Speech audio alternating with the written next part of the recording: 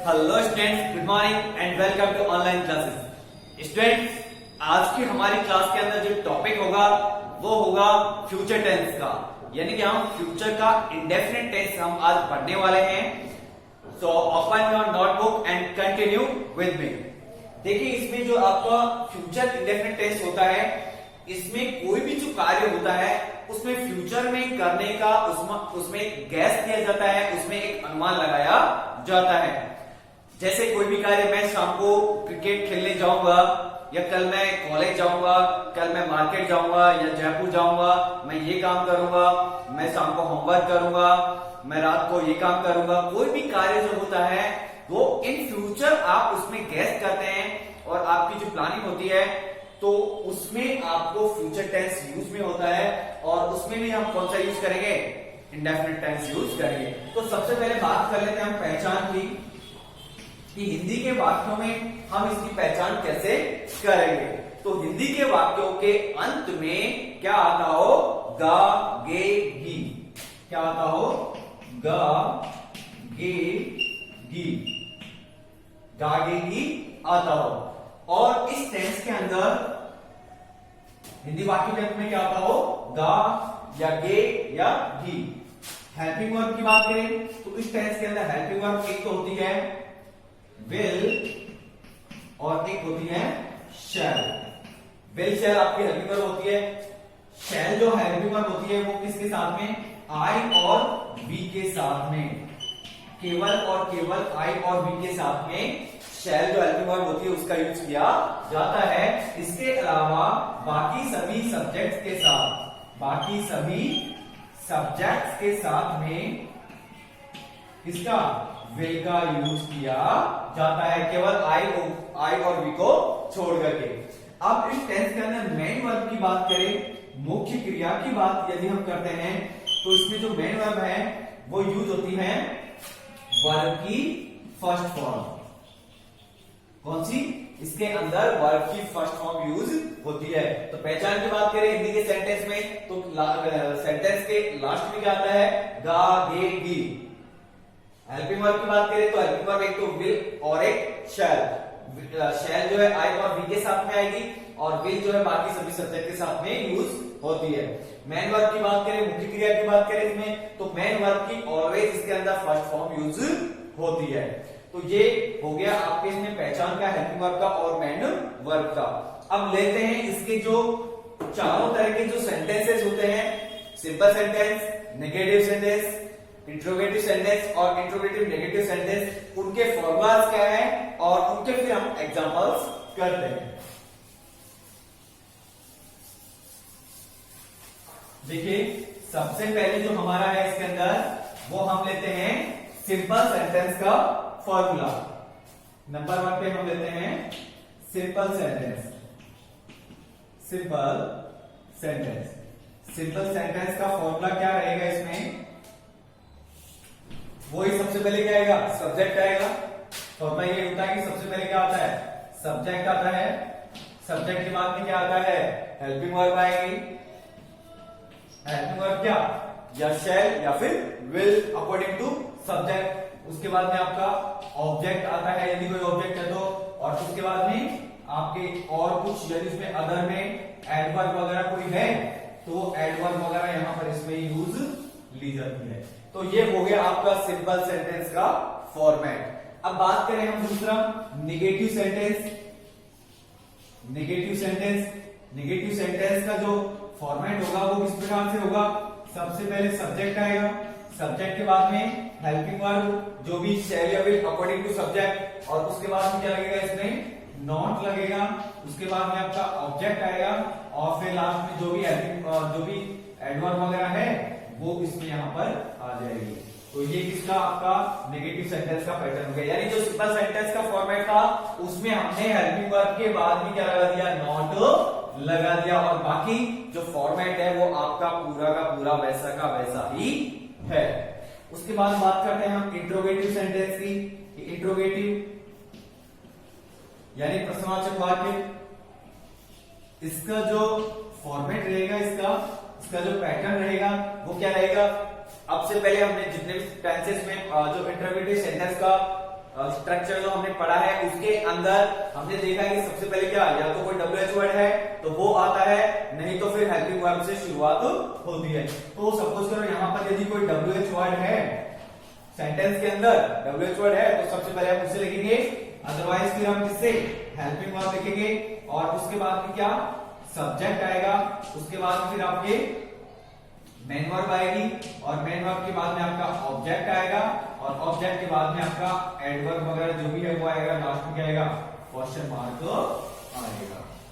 तो ये हो गया आपका इंट्रोगेटिव सेंटेंस का पैटर्न। यदि कोई WH वर्ड है तो सबसे पहले उसे लिखेंगे सेंटेंस के अंदर, और नहीं है तो फिर हेल्पिंग वर्ब से उसकी शुरुआत करेंगे। WH वर्ड आता है तो पहले WH वर्ड लिखेंगे, फिर हेल्पिंग वर्ब आएगी, फिर सब्जेक्ट, फिर मेन वर्ब, ऑब्जेक्ट और फिर एडवर्ब वगैरह जो भी है। चौथा है आपका interrogative negative sentence. Interrogative negative sentence, interrogative negative sentence. Interrogative negative में क्या करना है आपको, ये वाला जो आपका इंट्रोगेटिव सेंटेंस था इसमें क्या लग जाएगा, हेल्पिंग वर्ब जो है उसके साथ में नॉट लग जाएगा, और बाकी का पूरा पैटर्न वैसा का वैसा ही रहेगा। तो आपको सिर्फ ये दो जो पैटर्न है आपको एक तरह से, ये आपका सिंपल सेंटेंस वाला और ये इंट्रोगेटिव वाला दो आपको समझ में आ गए, तो उसके बाद में आपको नेगेटिव इंट्रोगेटिव नेगेटिव है और या फिर नेगेटिव है, उसमें आपको कोई परेशानी नहीं आएगी। क्यों? क्योंकि नेगेटिव सिंपल का नेगेटिव बनाना है तो हमें क्या करना है, हेल्पिंग वर्ब के बाद में नॉट लगा देना है, और यदि इंट्रोगेटिव का इंट्रोगेटिव नेगेटिव बनाना है तो हेल्पिंग वर्ब के साथ में आपको नॉट ऐड कर देना है। तो क्या हो जाएगा, आपका इंट्रोगेटिव नेगेटिव हो जाएगा। तो वही सबसे पहले यदि कोई WH वर्ड है तो वो लिखेंगे, यदि वो नहीं है तो फिर हम हेल्पिंग वर्ब से शुरू करेंगे, उसके बाद में उसके साथ में क्या लग जाएगा, आपका नॉट लग जाएगा, इसके साथ में आपका नॉट लग जाएगा। उसके बाद में हम सब्जेक्ट लिखेंगे, सब्जेक्ट के बाद में हम मेन वर्ब आएगी, मेन वर्ब की कौन सी फॉर्म है इसमें, फर्स्ट फॉर्म। यहां पर जो हम मेन वर्ब की बात कर रहे हैं, सॉरी सिंपल सेंटेंस में हमने मेन वर्ब नहीं लिखी थी, तो मेन वर्ब हम लिखेंगे हेल्पिंग वर्ब, उसके बाद में मेन वर्ब की फर्स्ट फॉर्म, फिर ऑब्जेक्ट आएगा, और ऑब्जेक्ट के बाद में फिर अदर जो भी है वो आएगा। ऐसे इसमें क्या हो जाएगा, सब्जेक्ट, हेल्पिंग वर्ब, नॉट और फिर मेन वर्ब आएगी। क्या आएगा, नॉट के बाद में मेन वर्ब आएगी, मेन वर्ब की फर्स्ट फॉर्म, मेन वर्ब की फर्स्ट फॉर्म आएगी, फिर आपका ऑब्जेक्ट आएगा, और फिर उसमें जो अदर है एडवर्ब वो आएगा। ठीक है, ऐसे इसमें सबसे पहले WH वर्ड या हेल्पिंग वर्ब, फिर नॉट, फिर सब्जेक्ट, फिर मेन वर्ब की फर्स्ट फॉर्म, उसके बाद में हम ऑब्जेक्ट लिखेंगे, और ऑब्जेक्ट के बाद में हम अदर लिखेंगे, लास्ट में क्वेश्चन मार्क को लगा देंगे। तो इस प्रकार से ये हमारा जो है चारों तरह के सेंटेंसेस के हमारे पैटर्न हो गए। अब इसके हम एग्जांपल्स देखेंगे। देखिए एग्जाम्पल्स हम देखते हैं, कोई भी आप एक एग्जाम्पल ले सकते हैं कि जैसे मैं शाम को क्रिकेट खेलने जाऊंगा, मैं शाम को क्रिकेट खेलने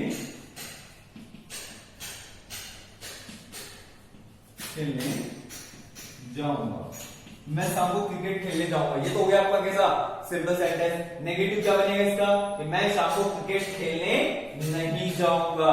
क्या बनेगा, नहीं जाऊंगा।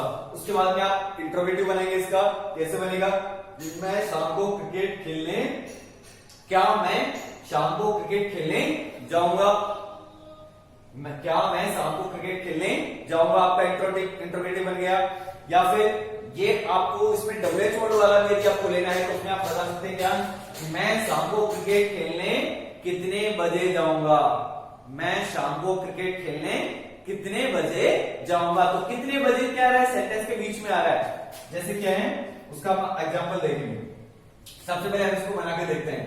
हमारा जो सिंपल सेंटेंस है, सिंपल सेंटेंस का फॉर्मेट क्या है, सबसे पहले सब्जेक्ट को इसके अंदर आई, उसके बाद में बात करते हैं हेल्पिंग वर्ब की। तो आई के साथ में हेल्पिंग वर्ब कौन सी लगेगी, शैल।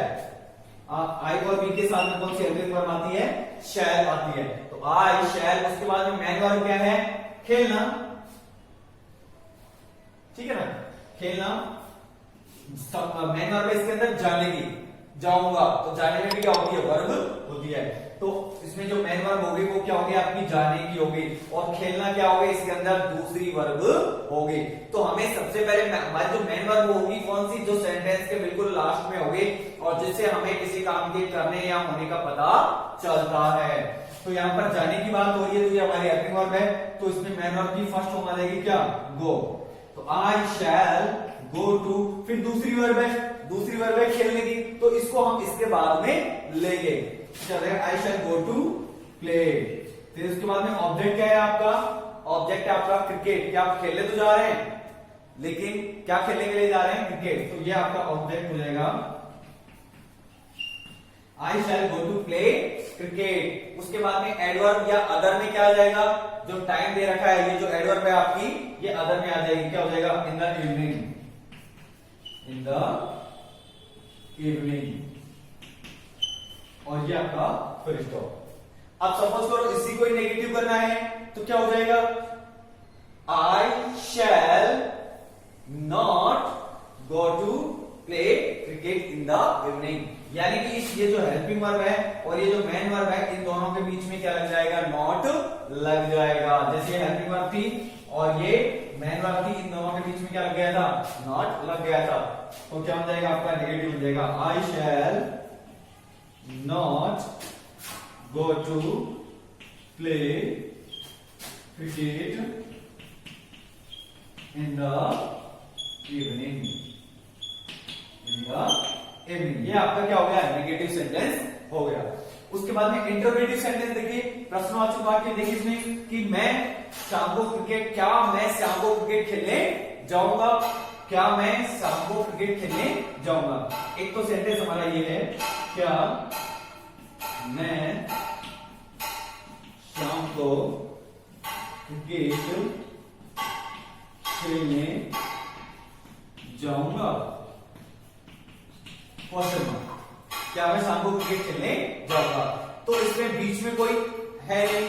दूसरा क्या है हमारा, इसका दूसरा सेंटेंस ये बन सकता है कि मैं शाम को कितने बजे क्रिकेट खेलने जाऊंगा, ये दो हो गया। तो यहाँ पर सेंटेंस की शुरुआत मैं से हो रही है, लेकिन जो यहाँ पर क्या आ रहा है, कितने बजे, किसके बारे में पूछ रहा है, कितने बजे के बारे में पूछ रहा है। तो या फिर इसको हम लिख सकते हैं कि मैं शाम को क्रिकेट खेलने, मैं शाम को कब क्रिकेट खेलने जाऊंगा। क्या कर दिया आपने, कब करके, कि मैं शाम को कब क्रिकेट खेलने जाऊंगा, या फिर मैं शाम को क्रिकेट कब खेलने जाऊंगा, मैं शाम को क्रिकेट कब खेलने जाऊंगा। तो ये जो कब आ रहा है बीच में, कब को क्या बोलते हैं इसमें, व्हेन, क्या बोलते हैं, व्हेन। तो ये क्या हो गया, आपका WH वर्ड हो गया, आपका सेंटेंस में इंटरोगेटिव हो गया, लेकिन कैसा हो गया, WH वर्ड वाला हो गया। तो दोनों सेंटेंसों को हम बना करके देखेंगे। सबसे पहले ऊपर वाला बना के देखते हैं हम, क्या मैं शाम को क्रिकेट खेलने जाऊंगा। तो सबसे पहले क्या आएगा, हेल्पिंग वर्ब, सबसे पहले क्या आएगा, हेल्पिंग वर्ब। या फिर सबसे पहले इस वाले सेंटेंस को, दूसरे वाले सेंटेंस को बना करके देख लीजिए कि मैं शाम को क्रिकेट कब खेलने जाऊंगा। तो इसमें WH वर्ड दे रखा है, WH वर्ड दे रखा है, तो सबसे पहले WH वर्ड को लिखेंगे हम। तो व्हेन को क्या लिखेंगे हम, कब को क्या लिखेंगे, व्हेन। उसके बाद में हेल्पिंग वर्ब, सब्जेक्ट क्या है आपका, आई है, तो उसके सामने हेल्पिंग वर्ब क्या लगेगी, शैल। व्हेन शैल, फिर क्या आ जाएगा, सब्जेक्ट आई, व्हेन शैल आई। उसके बाद में क्या है, गो, आपकी मैनर, गो टू क्रिकेट खेलने,